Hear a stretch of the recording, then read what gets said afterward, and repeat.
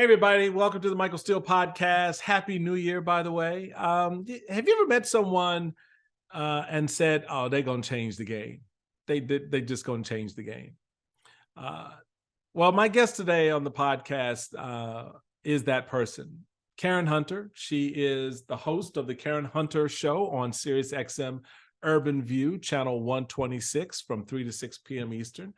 And on her program, she challenges her listeners to actually participate in the success they want to see and want to be. And she lives that out.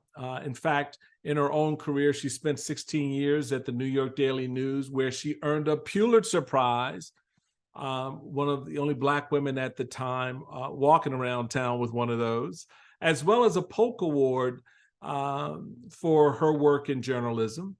And now teaching at NYU and Hunter College, where she is currently, giving back to the community. And I think you're going to find our conversation an important one as we begin this new year, kind of setting, I think, a real positive tone for how things are out there and how we can have a better hand in determining the outcome of good things. So sit back, relax, get ready for a great conversation with Karen Hunter right here on the Michael Steele podcast.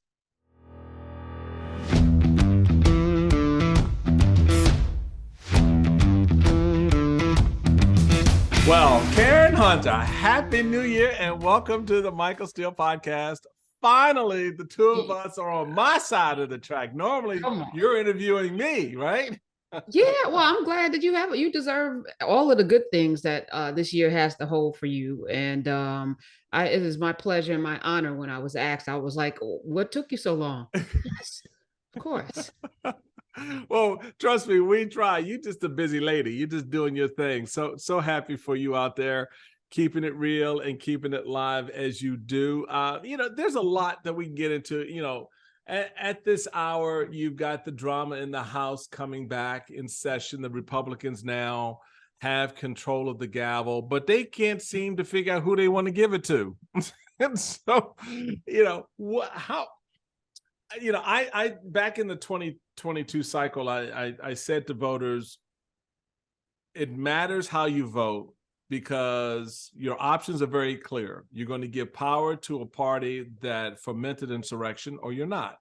You're going to give power to a party that wants to impeach the current president, or you don't. You're going to give power to a party that does not have an identifiable nor articulable agenda, or you won't. And they decided, we don't want to do any of this. We just want to give power to the party that's about all these negative things. How do you see this Congress starting, and how do you see Joe Biden kind of dealing with it? The Senate side, the Democrats are a little bit stronger. They've got the extra cushion that they need there to move an agenda, but the House will be a problem. Yeah, I mean, but the fact that it was close, the red wave didn't happen, which was good. That the Senate stayed and Raphael Warnock won in Georgia was encouraging, but it was close. Michael Steele, it was close, which tells me something. More people voted for Trump the second time, despite watching the dumpster fire. I'm listening to The Psychology of Money, which, this year, coming into this year, it's all about giving people tools to build a life in spite of the conditions around you, because this is light and momentary. It's temporary to borrow from the religious sect. This is a blip in time, but it can be really impactful if we put a whole lot of energy into it. So my strategy is, let's focus on giving people tools to build the lives that they want to live. I cannot control what's happening in Congress.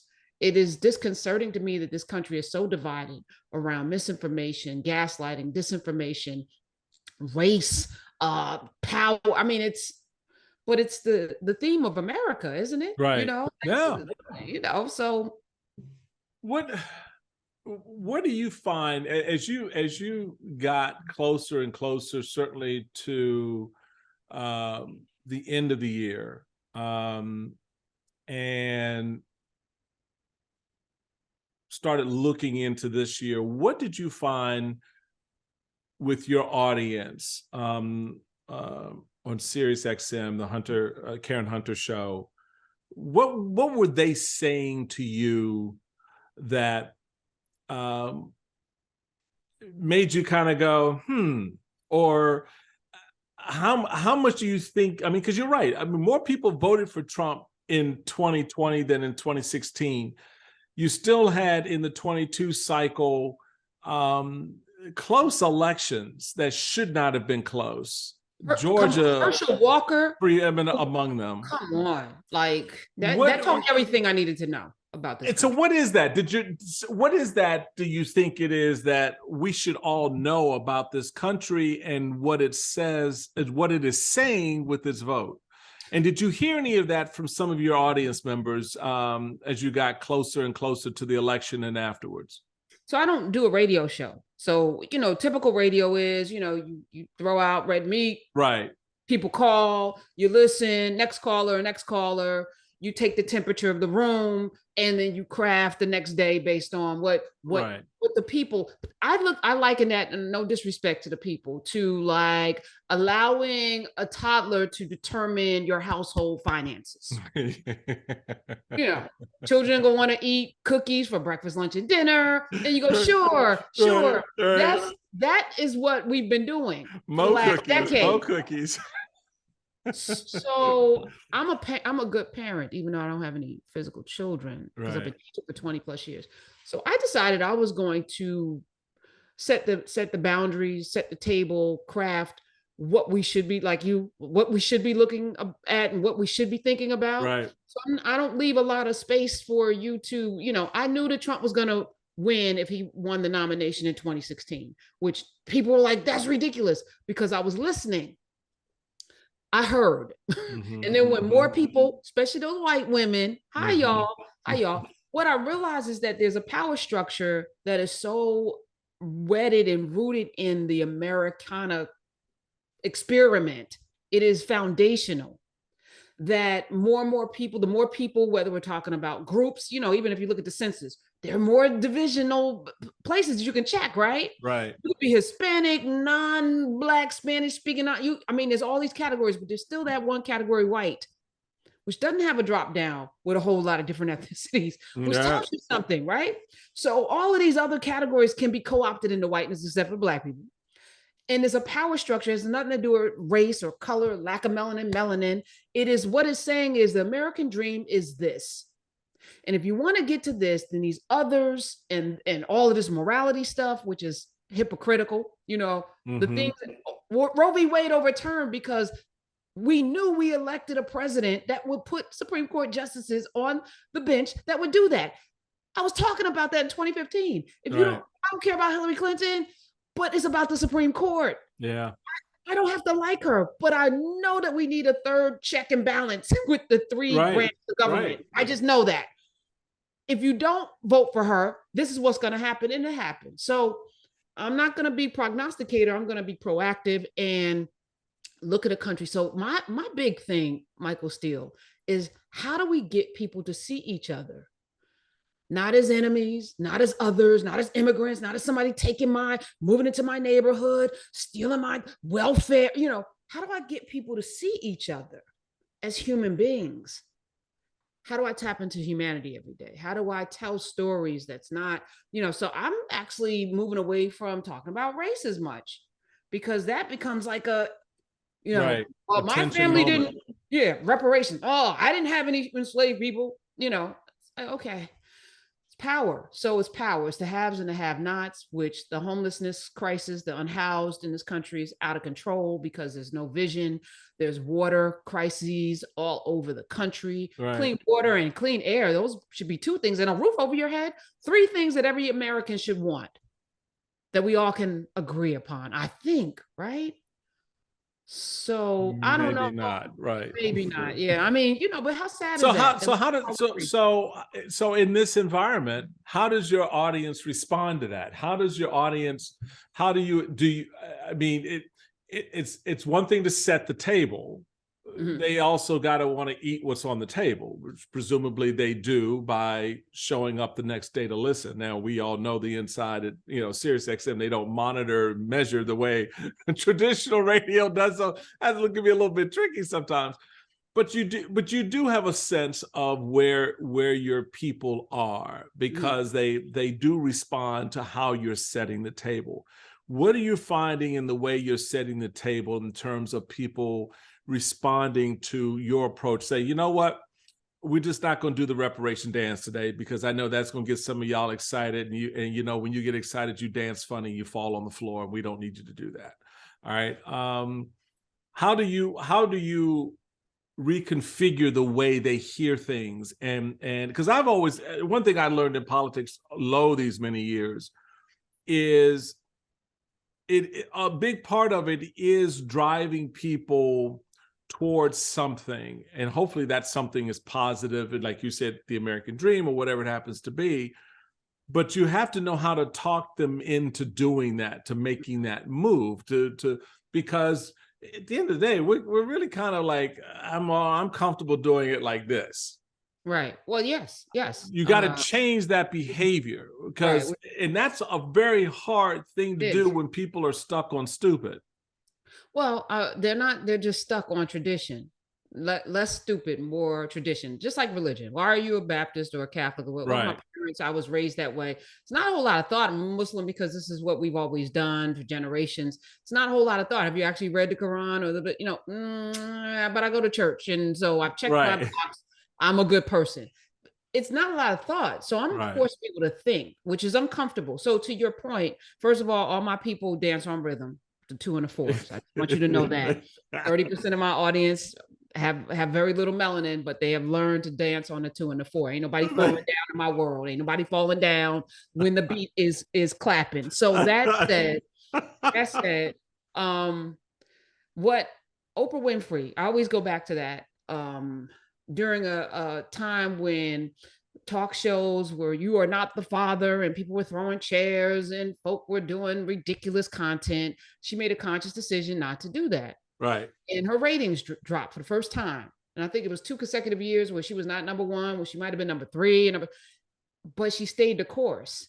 And after a while, just like the toddlers eating cookies, your tummy's gonna hurt at some point. I've been on the air 8 years, Michael Steele, 8 years. And 8 years, people who have been with me for 8 years, they have seen a transformation in their lives if they followed the blueprints from different guests that I've brought on, like this big money thing that I was focused on, which I still am, this big health thing. And when you start to see changes in your life, there's no longer, this person's not just talking to me because I'm following this. I saved my money during the pandemic.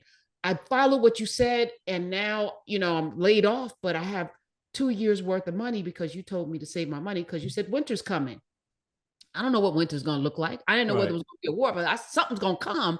But the average American has less than $400 saved. We need to have $10,000 saved. Like, let's, if America has a cold, Black people have pneumonia. So let's, go. If there's a wealth gap that's going to take 237 years to close, let's work towards that now. Yes, this is a long-term goal. But over time, this will work far greater than the cookies that people are being thrown every day with the tummy ache at the end. So I'm answering that in this way, that I have proven over 8 years that I'm going to be consistent. I'm going to stay on message, and I care about human beings. I care about everybody who's listening to me. I want everyone listening to me to be healthy, wealthy, and wise. Now, as it relates to politics, how much of politics really impacts your life? Well, federally, not a lot. Locally, a lot. Federally, we care about war in the Supreme Court. So let's every 4 years zone, who do we want on the Supreme Court? Do we want to go to war? No. Okay, this has got to be the president for us.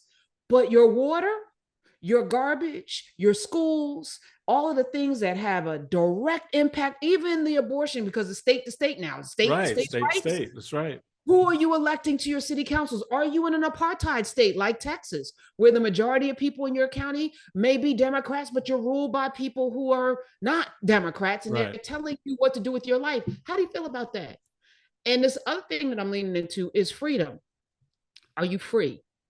What does that mean? What does freedom look like? Like, most people haven't sat to think about that. And as Black people, it should be even more like, what does it mean to be free? What does it mean to be America? Free? Right. So those are the themes that I've been quietly talking about, now very loudly talking about, because when you start to center people in their own success, like, it's not the man, it's not the government, it's not Biden's fault, it's not, because the truth of the matter is, Trump came in on a wave of great Obama policies.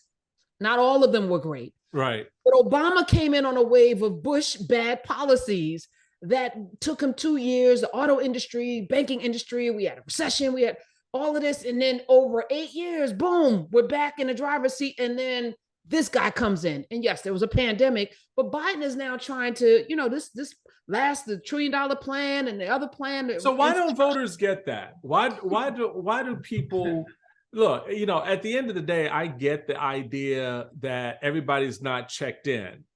I get that. But presumably the ones who are checked in should have a better understanding of what you've just described, because they've lived through it. They lived through the 2008, 9, 10 economic downturn. They lived through the pandemic. They watched their neighbors and their family members regress into something unrecognizable. And still, we have to beg for them to stay the course away from totalitarianism, white nationalism, self-loathing and pity, etc., and focus on how things have gotten better and will get better because certain things have been done. There is an infrastructure plan. There is, whatever it happens to be. What is it that people don't get that makes them, as we saw in this last election cycle, where it's like, yeah, I get that gas prices are high, but do you know what it means when you can't vote? Do you know what it will mean when the polling place that's down the street from you is closed and now you have to take 4 buses to go vote? Do you know what that means for you and your grandmother? Do you know what it means when power is taken away from you and shifted to something or someone else? And yet you're worried about, and I get worried about gas prices and inflation, but that just happened. That shit just happened in like the last 18 months. They were stripping your vote away for the last 6, 7, 8 years. Right. Well, it's like a frog being boiled 1 degree at a time. You don't feel that. Yeah. Right. Yes, you see, the bread, the eggs are $8. Oh my God, 2 things. I teach journalism at Hunter College, and one of the books that I make all my students read is Ed Bernays' Propaganda. It's 1930s, I think it hasn't stopped. Are you on mainstream media? Do you have your own platform every day? Is it as big as Joe Rogan's, Michael Steele? It should be, but it's not, right? So where are people getting their information? They're not really getting it from cable news. Those people in the cable news is very like insider, like Washington, D.C. Washington, D.C. is not the world, not the country. Y'all, the folk that are in D.C., y'all don't even know what's going on in the world, right? So now they don't. So, but they talk to each other. So y'all think because you're in your own circle. And but the reality is, most Americans are in places where their news is controlled by the same people that may control Fox and all these other spaces, right? And they have an agenda. So your local news, you used to be able to trust your local news, but now the local news is scripted to give you the same type of drumbeat that you get on Fox. That's right. So I got to trust my local news. So where are people getting their information? Number one, the propaganda mill, the gaslighting mill, the disinformation mill is strategic, it's tech, it's all of the things, and it's hitting you on YouTube. And when I grew up, it was Walter Cronkite, David Brinkley. You just had places you can go, you could trust them. And later on, CNN, Bernard Shaw and others, Max Robinson, there were people that you could trust. Joe Rogan's doing news now. Like he's telling you whether or not you should be vaccinated. I'm saying, like, I remember when he was the hosting the show where people eat roaches and worms and stuff. Like, Right. really? This is the guy y'all listening to get information on your health? Okay. Right. It's insane. Yeah. So there's that. The other thing is Michael Steele is too hard because I have to do something if I want things to change, right? So I tell people everybody lives in a neighborhood. Everybody lives in a neighborhood. I get up every day and I sweep in my neighborhood. Because if I see trash attracts trash. So I'm going to sweep the street in front of the neighborhood. I might even go down to the corner and dump it because there's a mentality. If I see someone throw something out of their door, hey, you walking your dog, where's your bag? I'm that person. Right. I'm Karen motherfucking Hunter, but I'm out there in them streets because I live somewhere that I demand to have it a certain kind of way. I'm not getting paid to do it.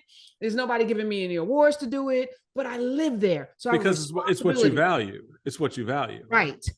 Everyone lives somewhere. What are you doing to make your condition? It's not Biden. You. Now, if I got to deal with me and the things I'm not doing, I don't really, that doesn't feel good. That doesn't feel good. It feels much better to blame Biden. Right. Because he's old and seemingly, dysfunctional, as if the last president was functioning, as if Herschel Walker was going to function, but y'all voted like, so miss me with the BS, because y'all okay with dysfunctional people. Right.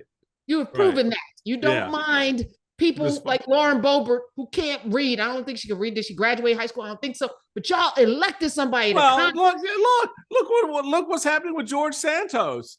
Outright lied about everything, including the death of his own mother. Who lies about the death of their mother? Who does that? And still everybody's like, well, he should be seated. Yeah, why because we need to vote. Power over everything. Power over everything. Somehow they have bought into, or they've told the lie that my power is your power. Somehow if I'm in power, you will have power. That has never happened, but it's like the lotto. Right. People still are playing this mega thing. The chances of you winning, it's greater chances you're going to get hit by lightning than winning this. But the lines are around the corner. Yep. That's the Republican Party right now, and that's this country. It's the aspiration. I possibly could have power, and we can't let them get power because they're going to take away our guns. So simple, the messaging. It is. And the one thing I can say, having been inside that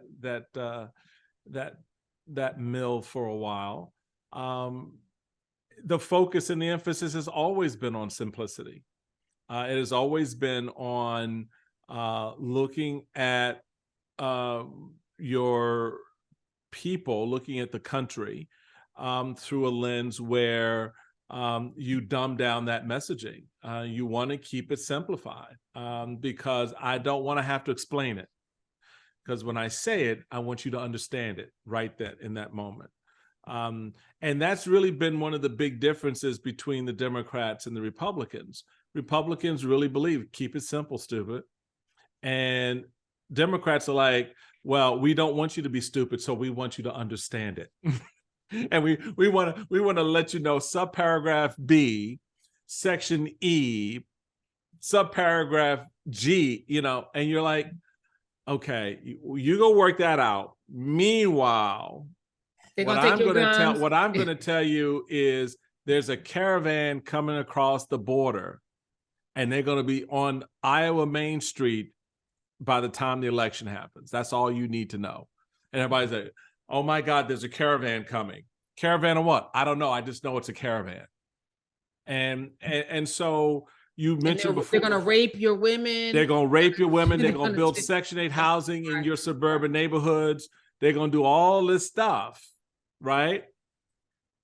It is keeping it simple. And in the process of keeping it simple is preying on your internal fears and anxieties and racism and other things that you carried, baggage you carry with you.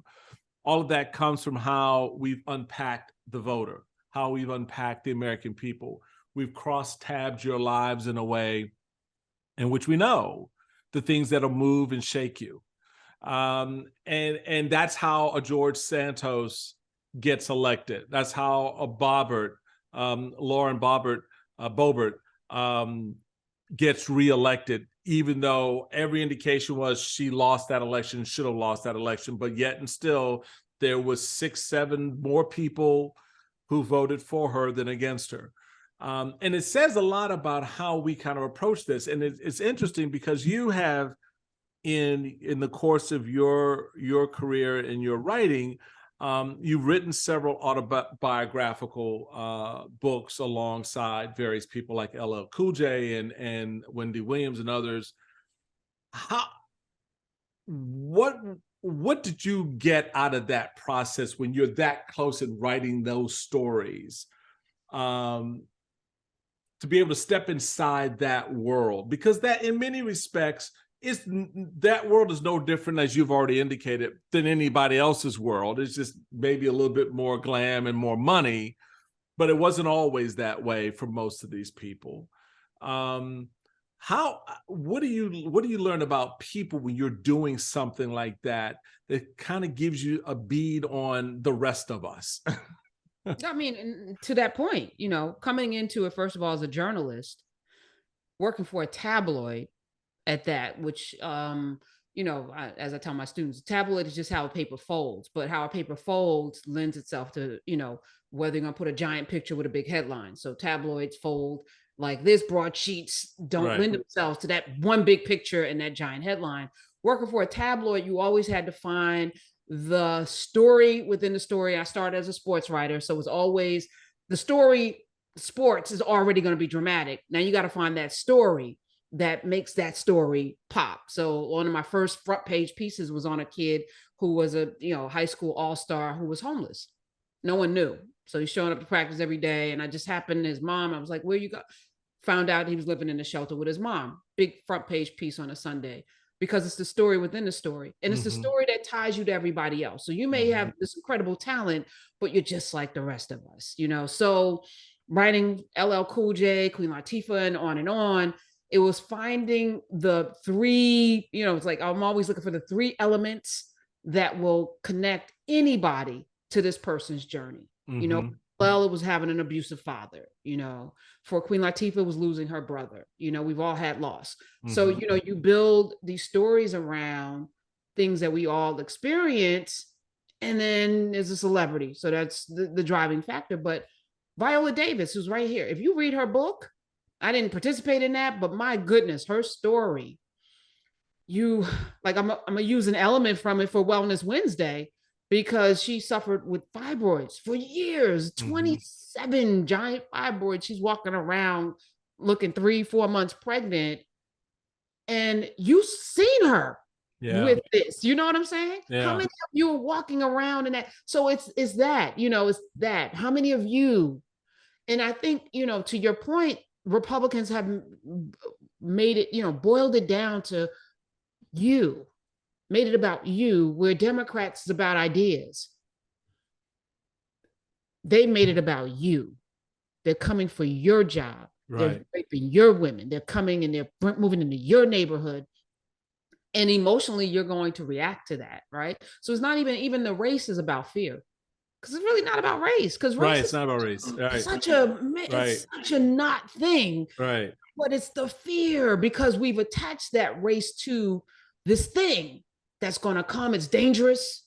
It's violent. It's, so it's that. So that then brings us all the way back around to, before we take a quick break, the point we started our conversation on, which was how you reach people. What you do now in your journalism, in your radio, is getting people to sort of come and partake in that in a way that is honest and open, and not threatening. So, we're not going to, scare you with reparations, as we said. We want you to come into the room. Not yet. No, because everything is a process. Everything's a process, right? I got to teach you how to ride a bike before I can actually let go of it so you can ride it, right? So there is that process. But what you're describing now really speaks to, in answering the question, how do we reconnect with each other? I have to see you to do that. I have to see you as who you are, as opposed to what someone told me you are or wants me to believe you are. So, oh, you're not part of a caravan that's just come illegally across the border.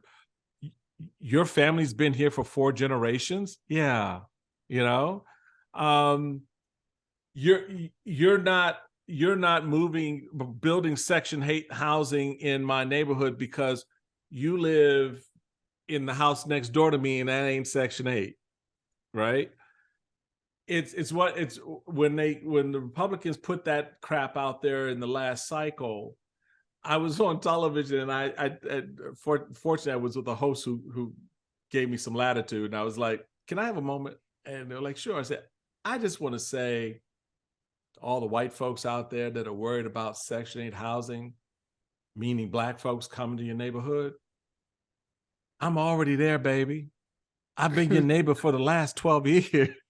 I just saw you in the Giant down the street, you know?" So you break down that thing that wants to create, to your point, the fear of other by exposing them to who they really are. And that's what you've done with these biographical pieces, is sort of making that, like you said, find those 3 things, find that thing that's going to help you identify with this person you think otherwise is untouchable, is far away, they're too wealthy, they're too famous, they're too this. But in fact, their daddy hit them upside the head the same way your daddy did last night. And so you have this, all of a sudden you have this connection. It is that deconstruction of the human connection for me that has been the most fascinating thing over the last 15 or 20 years that's happened in this country. How we have turned on each other as opposed to towards each other. Well, it's easier to, in the 40s, 50s, after Reconstruction, there was no turning on because the laws made it impossible. Right. The laws did it for, right. took care of that. Right. So then it was that. Then 70s, 80s, there was this massive exodus, right, from the communities. When my parents bought in a community was white, overnight it turned Black because people fled to the suburbs, right? 3/4 of so-called white people, and I always say so-called because race is a made-up construct. There's a 500-year-old construct to justify a system of enslavement of Black people, period, full stop. It contracts and expands. We're seeing this now. Are Jewish people white? Most Jewish people identify as being white until people tell you that you're not. Right. And then, so where is it land? Hispanic. Okay, well, I'm white Hispanic. What does that mean? I'm from Spain. Okay, but if you're from Mexico and you have you white in your family, you have people look like Michael Steele and me. What is that? Right. Well, we don't, so it's a made up, it's a made up construct that give people power and give people status, right? Yeah. So everybody aspires to be it. That's just a sick thing because that's the aspiration. That said, we have now self-segregation, and now the cities have become these hubs where people want to move back to. And now you got to leave. So gentrification comes in, right? So it's all about this running away from the other, but it's on purpose. So I invite everyone into the conversation because for me, there's no world of Blacks and whites. My world doesn't exist in that way. Right. But I'm not going to lean into racism and white people or this and this. I'm going to lean into you. What are you doing in your life? What are you teaching your children? How are you living? Reed Galen, who I think you know him. I know Reed, yeah. So Reed, and that Party of Lincoln, I started Party of Lincoln in 2014 as a lark. I was encouraging every one of my listeners to register as Republicans so that we can control the primary, right? 2015, control the primary in those closed election states. Register as Republican, come, show up, and then elect somebody that can lose in the general. People were cussing me out and angry, but I could never do that. And then Trump got elected and was like, oh, and then the Lincoln Project started. I was like, well, Reed was on my show because he was on frequently. And I was like, all right, I get no credit for that, Reed Galen. You know what you did. But last time I had him on, I said to him, you live in Utah? Yeah. How many Black people live in Utah? And he paused. I said, so you willfully raise children in a space that is homogenous.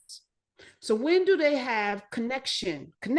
Because if 3/4 of American white folk have no relationship, I'm not talking about your nanny or your teachers, but no relationship. You've done that on purpose. It's a willful thing. So your only interest is in rap music, which 70% of is purchased by white people. 70% of rap music purchased by. So all that trash, we don't even buy. Black people don't buy that stuff. They don't buy. That's the dirty little secret. We don't even buy that shit. So now we have this distorted view based on the lens of something that doesn't represent Blackness at all, but that's what you think. And then television shows and movies, you got Follow Harlem and all of this that show us is most. And I tell people, this is my argument I had with Bernie Sanders. Don't talk to Black people about poverty.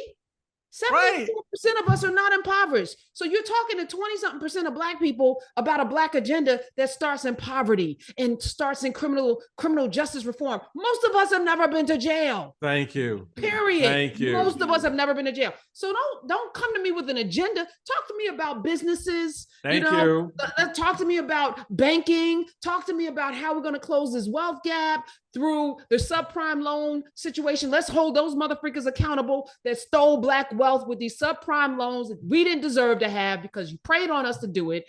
Make them pay and go to jail and put that money back in the community. Let's talk about that. Don't talk to me about poverty and criminal justice reform, but somebody has to do it. So to your point, I don't do radio from that standpoint. I am building the narrative through people every day, encouraging and challenging them to step up. And this is the message. This is the message. We can control our destiny. We can be free.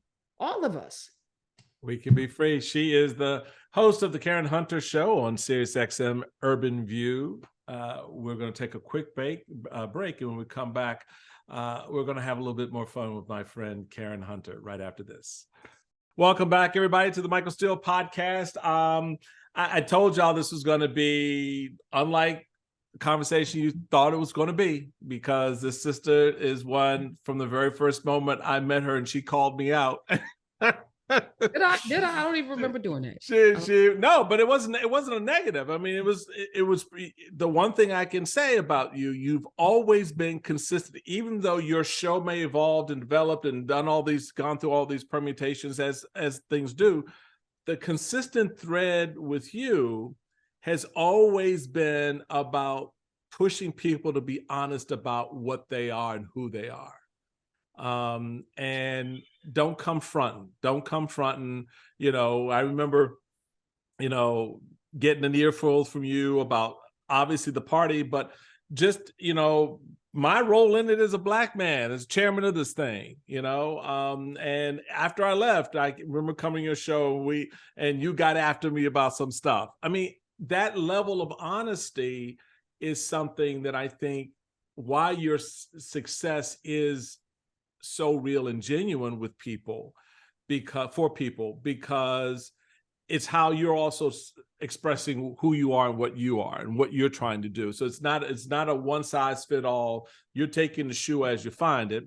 Some of them got mud on it, some of them got crap on it, some of them are nice and pristine, but the reality, we all got to walk, and we're all walking through stuff. How is it for you? Maybe frustrating, I don't know, to watch all of these narratives play out within our own community, when you see the exploitation of individuals like Kanye and Herschel on the one side, but then the disconnect that we may have with some others in the community, who don't want to be a part of what you talked about, whether it's reparations or moving the needle for our community, always just playing the same cards on criminal justice, on race, on poverty. how do we break that cycle within our own network? Ooh, so yeah, it's not just frustrating, it's sometimes horrifying when I watch. So there's this inside thing, this pick me thing, who are they picking to represent Black people on stage? It's Yes, like, yeah, yes. who's the pick me Negro? Who's the pick me Negro? And whether we're talking about, the face on a television network or what have you, it is frustrating because I don't know who's the leader of the Hispanic people. Who's the Right. Jewish people's leader? Who the white who's Who's the leading? leader of white people? Well, I had someone answer that question for It me. was Trump. No, they said the president. They did pick a Whoever the president. president is. Right, Okay. whoever the president Even is. if it's Obama. No, and that person's probably right. But somehow we can rattle off our leaders, and that therein lies the problem, because we should all be leaders of ourselves. There's nobody that can speak for all Black people because we're not monolithic. So, whether we're talking about folk that have come here from Africa, from the Caribbean, from Europe, whatever, we all have different, in Latin America, we have different desires, wants, and dreams and goals, and so to have one person go out and tell the world, but this is what I've discovered, Michael Steele, people have a financial agenda. And the thing that I think when you're talking about me, I don't have to do this. Right. Radio is not the thing where I make my money. Okay. You understand? Like, this ain't, I could not do this. I can move on and I could write 5 books. No, that would be too much. I can do 3 books a year and be uber wealthy. You know what I'm saying? Right. I can write 3 books a year. One of them's going to be a bestseller. And I don't have to worry about anything. I can do that tomorrow. I've stopped writing because there's so much time doing this, but I can go back to that tomorrow, because that skill is like anything else. I teach. Oh, that's right. I'm a full-time teacher. I have a pension.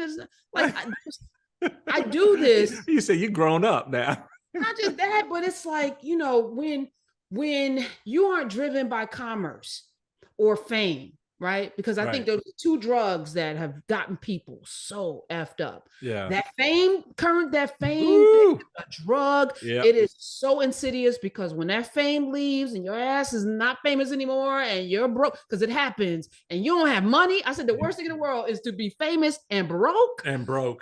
Oh, Lord, have mercy. Yeah. It is horrible, right? Yeah. So I don't care whether you like me. I'm not in this to be famous. I don't care whether you like me or not. I'm going to keep my head down like I've done the last 25 years and say the things that need to be said, because I looked around and nobody was saying them, number one. Number 2, I'm good financially. I'm not in this for commerce, right? So it allows the freedom, when I talk about freedom, to be able to hold people accountable. Because if you cancel me, okay, you can't cancel me. I'm all right, whatever. You don't have to turn it off. That's fine. Right. Somebody's going to listen or not. But when they stop listening, then I'm going to go off and write my books. The point is, we some of us do what we do because we were put here to do the thing that we're doing. And that to me is the most gift from God ever, to know what you're here to do. Right. No, it is. To do this. And it is a hard thing to discern oftentimes. And being who we are as humans, we often confuse it and get it messed up. But when you land that move the right way, that gift, you embrace it the right way, you really do reach a point where you don't care about what others think or say, because that's not why you're doing it. I'm not doing it for your approval or to make you happy or to make you like me. I'm doing it because this fulfills something in me that's important for me. This is part of what I think I'm called to do. And as former seminarian, I identify with this whole sense of vocation and calling, and how that impacts. Someone asked me recently what, since I didn't run for office last year, and are you out of politics? I said, well, I am where my wife tells me I need to be. So there's that. That's one. I said, but two, I get up every day and, I have my cup of coffee. If I'm not on Morning Joe, I'll, tune in and watch. And I think about who I'm going to piss off today. I said, that's the goal everybody should be able to reach. You know, when you get to the point where you can, you can make that kind of a choice in your life. And that's a good place to be, because that means you're prepared to do whatever work you want to do. And it's hard. It's hard to get there. You talked about, cancel culture and all that. I recall back in, what was it? I think it was 2018. You were part of the Essence Magazine's Woke 100, the Woke 100 list. Clearly, that's changed. The meaning of that term has changed. But I mean, I guess the question is, how do you look at what that meant then in 2018? I look at it the way I look at Rolling Stone's top 100 best singers. Like, it's there for the clicks and the algorithms. You put people on that. So let me just say thank you, Essence, I guess. But y'all about 10 years beyond me caring about whether or not I should be on a list. There was a time, Michael Steele, why you would have cared about being on the list, when I'm winning Pulitzers out here with best-selling books, like the only Black woman with a string of best-selling books. Essence never, ever, ever. They had a lot of people in their magazine, never called on me. Right? Wow. I'm like, how many Black women got Are you serious? Never. That was the first time let me get this straight. So they can kick rocks. When you were at the New York Daily News, yes, and you earned your Pulitzer Polk and Award. your Polk Award, yes, they never featured you. Never. Damn. So what does that say about us?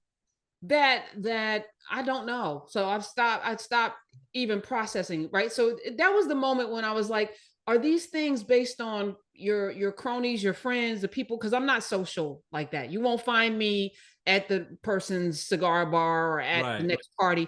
That's not who I am. I've never been that person. I've always had my head down. I'm working, and I just don't really like to be around a whole bunch of people, because to me, it's the personal connection, and you can't have really these intimate conversations with people, which is why I love the radio, because you can in these settings with the parties and the drinks, and I don't drink and I don't, so I'm like, these are places that I'm not comfortable, and I never felt the need for social climbing to be in, like, there's some people that just love that. I don't. Right. I'm not even gonna pretend. I don't fake the funk on myself. Right. So I realized that the editors have their people, their pick-me people too. We have our own pick-me people. The social structure has pick-me people, and we have our own people that we have ordained as people who are cool or people that represent or whatever. And so I've never got invited to the reindeer games. And then I came to a point where it was like, now I don't care if you invite me or not. I'm good. Right. Just because you don't put me in a magazine, does it erase the things that I've done or that I'm going to do, or no, it does not. I'm going to keep doing the things, because the things are what matter. The things that we do every day for the people. And for me, it's not about what drives me for me. It's, I get off on somebody calling up and saying that their diabetes has been in reverse because of listening to Wellness Wednesday. And like, that is what drives me. Who else? Oh, I pulled over to the side of the road and wrote down this guy that was on, and my daughter now has a scholarship full ride because of a guest that you had on, and we didn't even know about that program. Mm-hmm. That is what drives me, right? So good, nice. It's nice to be on a list. But I don't, I don't really, I was like, how can I get on the next list? Yeah, but I sellers, I was like, so, but I think, with a list like that, the woke list, given what we were talking about before, what do things like that represent, or what do they say about not so much you, but about us? I mean, because the point I was trying to get to before was, 2018, the whole concept of woke has a very different reception than it does today. Because of messaging, because of propaganda, right? So we've allowed someone to take something that was supposed to be encouraging folk to lean into enlighten the community, themselves, right, and be a part of, themselves. Yes, I understand fragility, and I understand, to now becoming a pejorative. We've allowed that. We've allowed my freaking name. I'm Kenan Thompson's ass and that damn Black Jeopardy, and God rest his soul, Chadwick Boseman. Only thing Karen did was put raisins in the potato salad. How she become the poster person for white women acting? Now that's an egregious act, Michael Steele, raisins in the potato salad. But that was the worst thing Karen did. Amy was the one that called the police. Jenny was the one that funded an insurrection. Why isn't it Jenny or Amy? I don't understand. This I don't get. I got nothing, because you're right. You're right. Well, I think in the main, if I'm weighing raisins and potato salad versus an insurrection, I'm calling somebody on the potato salad. somebody getting a phone call. Come on. Come on. See, this is why we can't win. This is why this country's probably going to end up like Rome. Just because of that. Someone's getting a phone call on the potato salad. I'm just saying. And then I'll call 911 on the insurrection. But we got to take care of the salad first. But that's the mentality. That's our cultural mentality today, right? That's how we laugh about it, Joe, but that's how that ish plays out. But things got to make sense. And this is where my frustration comes in. I'm like, but it doesn't make sense. Right. So that's nothing makes sense. Y'all okay with things not making sense? You're okay? They apparently are. They just reelected people who fomented an insurrection. Of course, they put a guy in Congress who has a made up life. Yeah. I mean, come on. All right. And every year I was like, where is Costa Rica? Someplace that is Panama? But it's like my 5 generations I've been here. My parents, my great grandfather is buried in Arthur's Quarters, South Carolina, which was a plantation. And my granddaddy who's over my shoulder right there, built his home in Somerville with his own hands, Gullah Geechee. And this land is our land. This land is your land. This land is my land. We have just as much right to it. I'm not going down without a fight, which means that I have to duplicate this mentality millions of times over through individuals who believe that it's worth fighting for. But we've been infected with a level of narcissism and egoism that won't allow us to do that, and we wrap that in fear, and we blame, fear and blame. And so the hardest part of the journey is unwrapping that, is exposing yourselves, your vulnerabilities, and recognizing, as we were saying a little while ago, that your ish is the same as mine. Your story is as messed up as mine. Your story is as beautiful as mine. Your mama did for you the best she could, just as my mama did the best she could for me. It is that human element that we've got to find our way back to.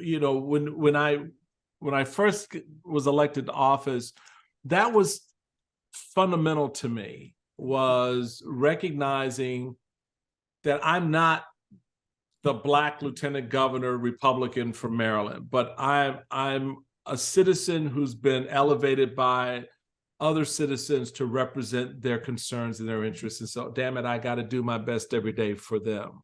So that human element for me has always been an essential part. When I got the political job, which would drive the political people crazy, because they don't want to see that human connection. They don't want that. They're all about the narrative, the script, the playbook, the labels, the quick turnaround.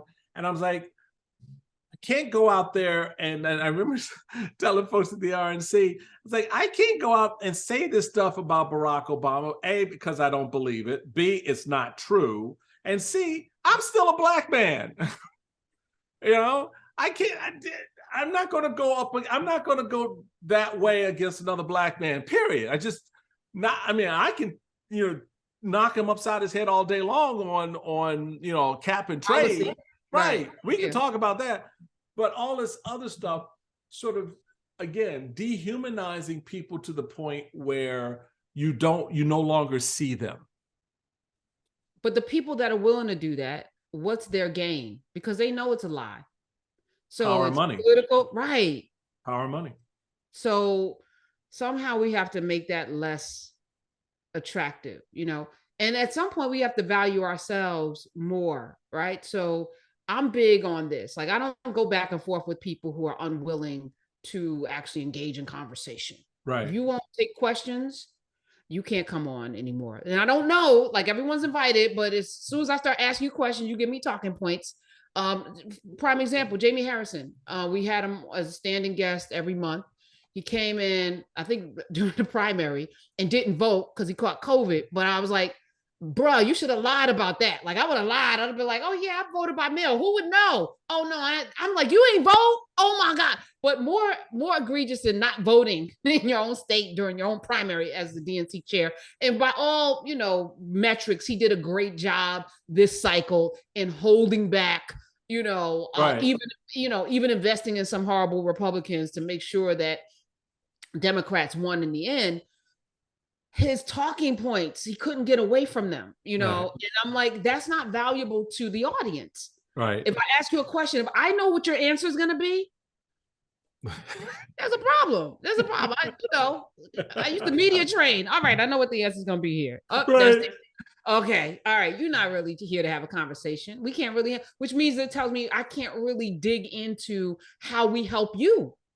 You know, and that's the sad part, because the goal is to get the audience. I'm not here to get you. Right.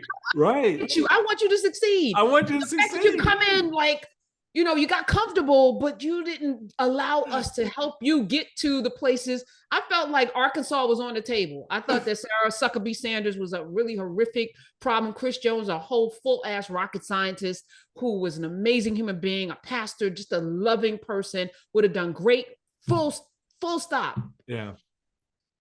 Nothing. You know, we could argue about Gary Chambers, but Chris Jones, Dr. Chris Jones, come on. That's somebody, you know, you destroyed Sarah Huckabee. That's when you bring in your bots or whatever you got to do and fight that fight, because this is a whole ass liar who's, who's on record as being a liar. Really? Like, there would have been just an onslaught, but I'm not running the DNC. So I'm sitting here with you. So I want to, before I let you scoot, I want to touch bases with you, because you started, as you said before, your career in the sports arena, sports writer. The other night we watched a young man, Damar Hamlin, take a hit, heart stop, change the game. And what struck me about that moment was listening to sportscasters, writers, athletes talk about, even beyond football, but talk more broadly about what that moment said to them. Someone who has been in that space and know these athletes, have written about them and shared their stories. What should we be taking away from what we witnessed last night? Well, so full disclosure, I have not on purpose followed football. I think football as a sport. I've had Dr. Amalu on my show several times. I don't believe in football, and I don't believe in the NFL. I think the NFL is inherently racist. I'll say that. Colin Kaepernick loses his job. Nothing's going on with Brett Favre. Y'all not saying nothing. The man stole millions of dollars from Mississippi for poor people. Y'all okay with that, though? Y'all okay with that? Okay. All right. But Colin Kaepernick is a problem because he took a knee that a military person told him was respectful. Okay. All right. He loses his career. The Rooney Rule, stop it. Come on. Jerry Jones, stop. Y'all, come on. Oh, I was just there to watch. Okay. So as a league, I've always, for the last 3 or 4 years, and I was heavy into the fantasy football. Like I've part of all of that. I love sports. I don't love injustice, and I don't like gaslighting, and I don't like powerful people, in a league that's 75% African American. Y'all still doing the inherently not good enough, not qualified coach thing. when Jeff Friday can be a coach. Jeff Friday Right. can be a coach. Jeff Friday. Y'all stop it. So I wasn't watching. What I leaned into with this young man, Damar Hamlin, was the humanity, but also the danger. This is a dangerous sport. Whether we're talking about all of the CTEs, and Herschel Walker has one. Yep. Tony Dorsett talks about it. You know, the people that have gone to jail for murder, Aaron Hernandez. I mean, like, there's been documented, when you cut open these people's brains, there is a problem. There's a problem. And you can't tell me Antonio is not suffering from something. There's a problem that we're not talking about. And there's no guarantee contract. I mean, it's just a very dangerous sport. Well, the whole story around Tua Tagovailoa. I mean, you know, Hanier had to say, you know, sit him down. I mean, they're ready to push him back out on the field. For commerce, so that they suspended the game, but it took a little too long, in my opinion. Was a step in the right direction, but how can you not? Because we still don't know. Is he okay? Like, we still don't know what his condition is. And I believe he was delivering the hit, if I'm not mistaken, that crushed his chest, that then he stood up. And I saw the footage because it's on Twitter and was running. I was like, Lord have mercy.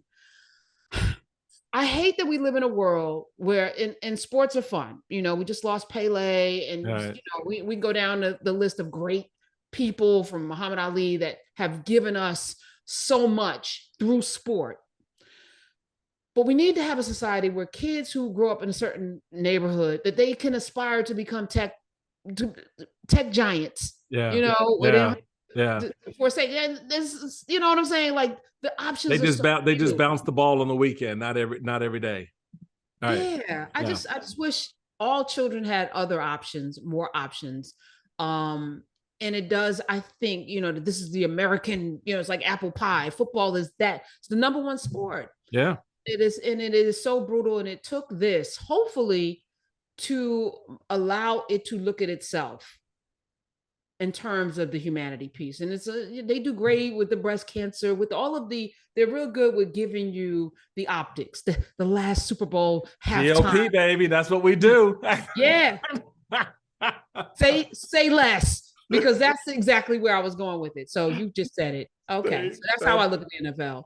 But I do wish that this young man fully recovered. Our heart sunk in that moment, and you really hope nothing but the best for him and his family right now, because it's hard, and this is, you know, this is his livelihood, and he's taken that risk, but there's some aspects of the risk that we really need to be smart about and better about. And as fans, y'all need to be better people too, because you have a lot to say. This young man, I call him a boy because he's 25. He's a boy to me. Yeah. Could be my son or my grandson if I started early. But you know, you look at a 25-year-old with, you know, and all of these people who play a sport, they're not trying to lose. You know, just because you have a fantasy, you might have a bet on it. So you like the vitriol that these athletes get inundated with in all sports. Yeah, it's a shame. Yeah. And everybody who's responsible for something that you can't do. Right. Because if you could do it, you'd be in the fantasy league. You would be the player everybody will be putting a check mark next to. But you're right about that. I mean, people do project a lot onto these young men.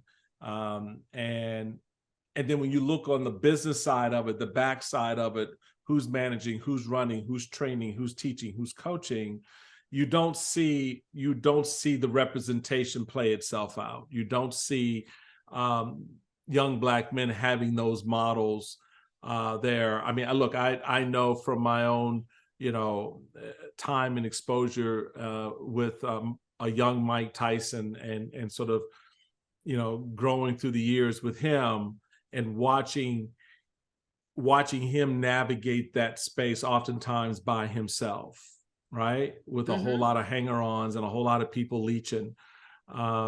It's hard. It's hard for these young men, particularly taken out of rough spaces, talent exploited, money put in front of them. A lot of times they don't control all of it.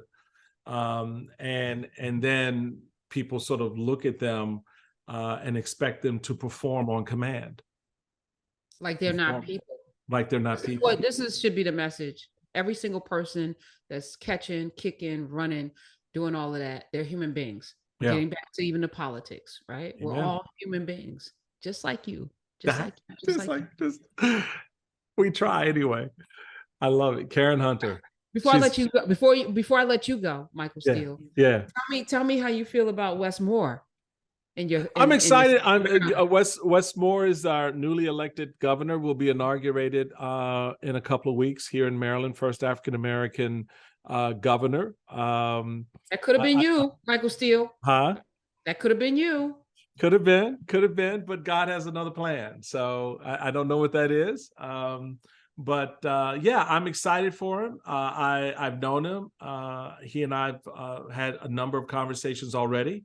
And as I told him, I'm a citizen of the state of Maryland, and I want my governor to be successful, because if my governor is successful, then we are successful. And so I hope him well. It's going to be a tough road. I think there are a number of factors that are going to come into play for him early, and so how he handles that will be important. So he'll have a lot of people, hopefully good people around him. I hope to be one of those people to be available to him to help him. I get a little bit, he's standing on my shoulders as the first African-American elected statewide, and all of that. But at the end of the day, it's what we have to do as a community. And that is something that Thurgood Marshall said many years ago.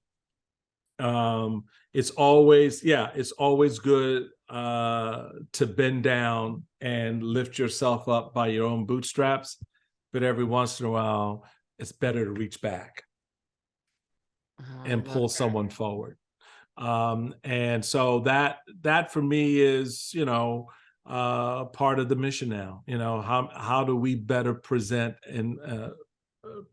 our stories, so the next generation can do better and be better than we have been, and succeed and create their own shoulders that someone will stand on one day. We don't, in my view, do enough of that in our community. I like to see us do more of that, particularly in politics. But I'm doing my part. I have an apparel line. It's called the Global Majority, because we are not minorities. We're of the global majority. Yeah. Yes, we are. But that shifts the narrative, right? It does, doesn't it? That gives us a collective. But I'm doing a Pass the Baton series this year, where I'm going to pay homage to the people that came before the people that came before the people, because none of us started anywhere without somebody running a leg of the race. And we need to be reminded that we are literally part of a leg, that we are responsible to hand the baton off to somebody else. Right. So if you don't have your successor, I have my successor for my radio show already lined up. Right. Why? Because I don't plan on being here forever. Right. Do radio. Maybe I do want to go off and write some books, a couple of books a year. There you go. Somebody has to sit in this seat and carry on the message, which means I have to make sure that they're prepared to do that. And that's an important lesson, because that's what we have to do. I mean, and I think we have to do it with much more certitude and consciousness than we may have had to do it in the past. I think in the past it was kind of innate, it was understood because of the pressure cooker we were under, with Jim Crow and racism and all those things that, the economic disparities and the difficulties. We just did that. You kind of looked at, okay, we got everybody. We're going to. Today, now that, we got our Black billionaires and we got our Beyoncés and we got this and we got that, we all kind of like it. We're chilling. We at the club. Okay. Yeah. But, own the club, baby. That's what I want to talk to you about. I want to talk about who owns the club, because that's the future. That's the legacy wealth piece. It's one thing to be able to walk into the club. That's great. All right. Because there was a time when you couldn't do that. I understand that. Now you can do it with abandon, right? No one questions, right? But I want to know who owns it, because that to me sets the course for what comes next and how we do next. And I think I'd love to see us spend a little bit more energy in that space, which is why I love what you just said, because that's what you're doing. You're creating the energy in that space. It is about a succession plan. And as Black folks, we need to have one. Get your will done. Y'all too. Make sure you got enough insurance. Let's go. Let's go. Yeah, insurance in the will, baby. Yeah, Come on, right? Karen Hunter, there she is, folks. She is the host of the Karen Hunter Show on Sirius XM Urban View, channel 126. She is, she's one of a kind. Listen to her show. You're going to learn something. Hopefully you picked up a little something today. Karen, it's so good to have you in the conversation as always. Thank you. And you are one of the most gracious people on earth. Oh, you're so kind. Thank you. Thank you. I like to say my mama raised me well. So I give all that to Maybelle. So she's at home and keeping my dad straight. At 95, she's keeping the 91-year-old out of trouble. Wait, she was a cougar? Your mama was a cougar? You find out. What through Maybelle? Oh yeah, Maybelle didn't play. She came correct, baby. A street. Oh my God, I love Karen. Thank you so much. Thank you, everybody. Happy New Year to everyone. So glad you could be a part of the conversation today. Don't forget to check out Karen on Twitter at Karen Hunter. Check out Sirius channel, POTUS channel 128. What time's your show again? It's in the 3 to 6, channel 126, 126 Urban View, channel 126. 3 to 6 p.m. East. Check it out. You're going to be enlightened and love it, I know. And don't forget to do the download thing. It just makes me feel good when you do. So I appreciate that. Until next time, be safe, be well. Take care, everybody. Later.